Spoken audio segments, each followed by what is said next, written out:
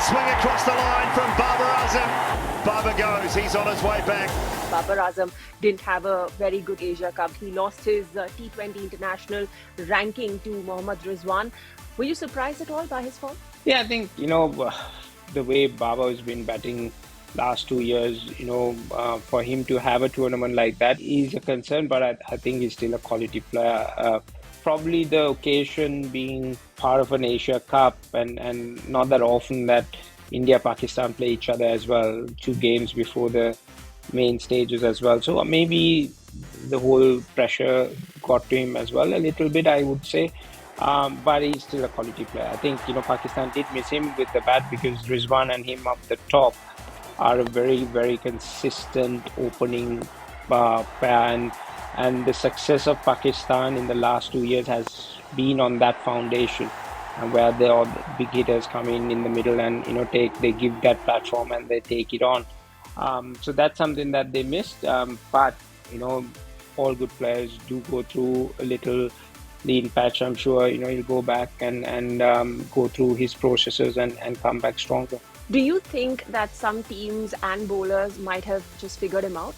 Not really. I think, they have a couple of good balls which got him out in this competition, and then a couple of soft dismissals, which could happen. So you can't really put something and say that, people have figured him out. It's just the occasion, the conditions and all that. You take him away from this tournament and put him in another tournament, he'll come back strongly. So the quality is always there. And I think, Babar is that kind of a batsman that he will go through that process vigorously, make sure that, he comes back stronger. From watching him at the Asia Cup, is there anything about his batting you think Pakistan should be concerned about ahead of the World Cup?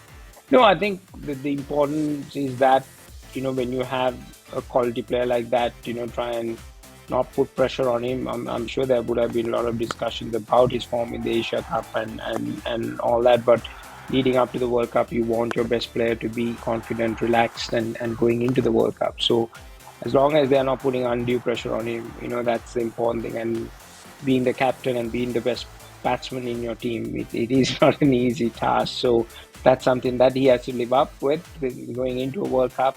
Forget about his captaincy and all that, and be the batsman that he can be, and then be the captain he needs to be out there on the field. So these two responsibilities has to be managed separately, and that's key for anyone to be a good player and then being a captain of a team.